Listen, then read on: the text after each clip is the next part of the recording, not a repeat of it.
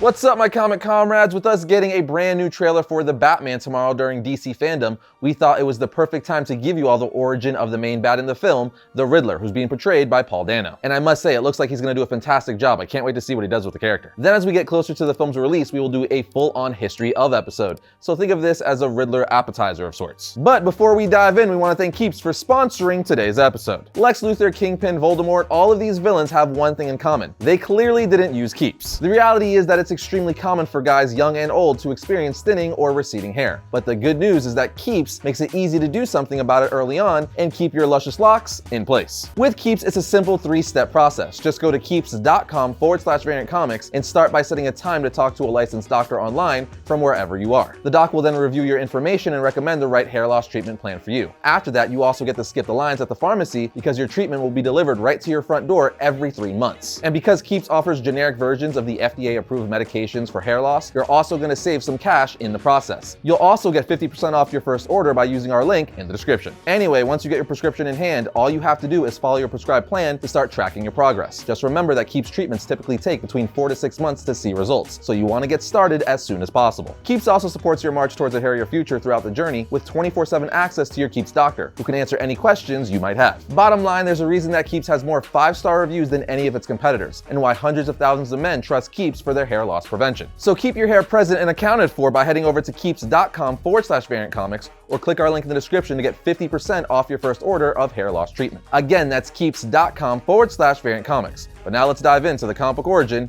of the Riddler.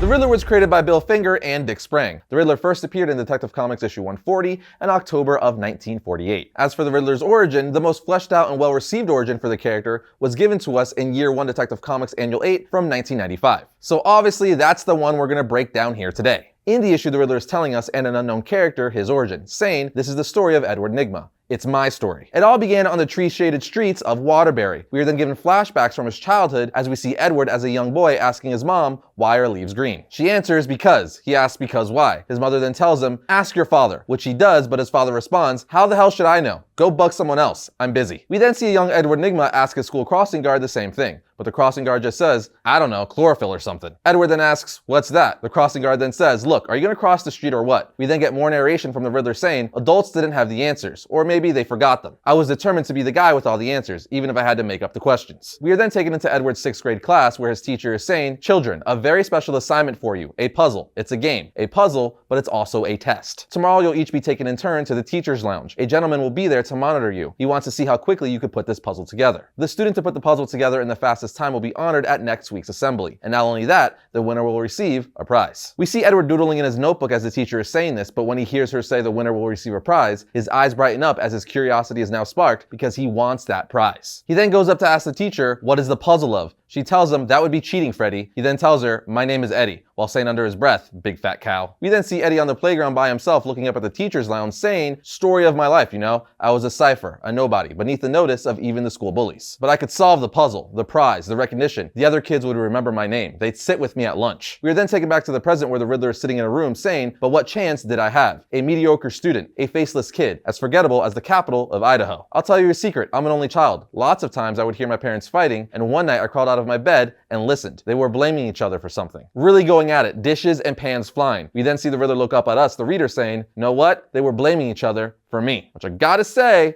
it's jacked up. That's like really jacked up. We are then taken back to the past where the Riddler keeps narrating his childhood saying, there's only one way I could beat the others. And it was then that I found out my true calling in life. Cheating. As we see him break into the teacher's lounge at night. As he says, I put the puzzle together after 30 minutes, and then 15, then 10, then 5. I assembled the puzzle 6 times in a row under 1 minute. I thought that would easily earn me the prize. And guess what? It did. The Riddler then tells us, but all that glory is fleeting. A week later, I was a nobody again. Everything was the same as it was, except that the bullies now noticed me, as we see them beating him up. We then see the prize that Edward won is a book on puzzles, riddles, and games for every occasion, with Riddler narrating saying, a book, more like a doorway actually. I devoured it with the kind of attention I never wasted on my studies. It made me hungry for more. I had to know everything there was to know about puzzles, traps, and trickery. My favorite subject was the Great Houdini. Old Harry and I share a talent. We both cheat. We then see Edward performing magic for kids while saying, the secret to a good trick is fixing the solution ahead of time. Skill at sleight of hand is important. But the kids at the school got mad mad they couldn't figure out how he did these tricks, so they would beat him up. The Riddler then jumps to when he was a young adult, saying, "After I joined the workaday world, a productive member of society, Edward Nygma, working stiff. I was in hell. Boredom was my personal demon. I was down among the dead." As we see, Nygma is now a delivery man, and as he's delivering a package to an office, he sees a woman putting money in a safe. The Riddler then tells us, "But just as the earth was about to close on me, the gates of heaven yawned wide," referring to the safe full of money. Later that night, he would look into the office from a building across the street with binoculars, memorizing what the safe numbers were as someone was opening it. With the Riddler telling us, "I relied on my gift for the cheat. I had no real skill but the fix. My mind bends around a problem, and I look for ways to change the problem." But there was no thrill to this, as we see Edward steal money from the safe later that night. But this was the real turning point for Edward, as this was the moment he realized that he didn't get any thrill for winning by cheating anymore. As he tells us, "Where was the trick? Where was the respect? Simple theft wasn't a game. It was a job. I was going to have to establish a style." It's at this point we see him leave his very first clue at a GCPD precinct. As he tells us, at first the cleverness wasn't appreciated, as we see him robbing a teller and the bank lady saying, "What are you waiting for? Here's the cash, you nut." But Edward tells her, "Actually, I was expecting somebody," as he was hoping the police would figure out the clue and come looking for him, giving him a challenge. The Riddler then tells us, "I had to work harder for their attention." We then see an officer say, "Yo, Lieutenant, I think there's a package for you," as we see a green box covered with question marks. But as he puts the box down on James's desk, it explodes, releasing clues that come falling down on mini parachutes. One of the officers then asks, "What do you make of this, Jim?" Jim tells him, "Trouble." While looking at the clue, we see it says the Riddler on the back. So Jim gathers several of his men and goes to where the clues lead him, saying to them, the riddles were specific. He wants us here. The Lighthouse Club on March 4th, and it's a minute to 30. A moment after he finishes his sentence, a bomb goes off, as we see it's the Riddler dropping dynamite on them from the top of the lighthouse. As we see the Riddler doing this, he's now saying, "It was choice, I must say." The cops scurrying for cover like cockroaches. A bag heavy with loot over my shoulder, but the fun stops there, as a voice says, "What are you supposed to be?" Then on the next page we see it's Batman asking this. The Riddler then narrates the scene saying, "I read about him in the tabloids. I thought he was just an urban legend. A dystopic folktale like albino alligators in the sewers, or the choking Doberman." Batman then asks Edward, "What are you dressed as? The question mark? The Quizmaster?" Riddler then throws dynamite at him, saying, "I'm the Riddler." Batman then punches Edward in the gut, with the Riddler narrating saying, "He was real alright. Right from the first, he knew how to humiliate me." While Batman punches the Riddler in the face, he says, "The Riddler, huh? I've had it with you themed villains." But as Batman continues to punch him, the Riddler says, "Did you forget about the dynamite?" as he starts laughing. The explosion then throws Batman back and allows the Riddler enough time to get away. But there you have it, friends. That's how Edward Nygma became the Riddler, all the way up until his first confrontation with Batman. It's actually a really solid origin, and I feel like while the Riddler is definitely a mainstream villain that everyone has at least heard of,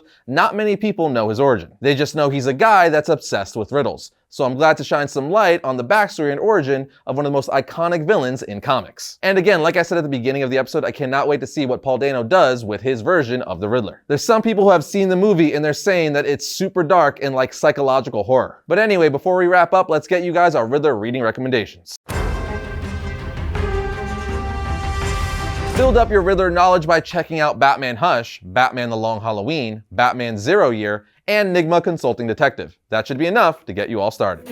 And that's going to bring today's episode to a close. But if you like today's video, be sure to check out this one right here. And if you like all of our content, subscribe, like, and comment. It always helps the channel grow. But other than that, I'll see you guys next time when I talk about all things comics.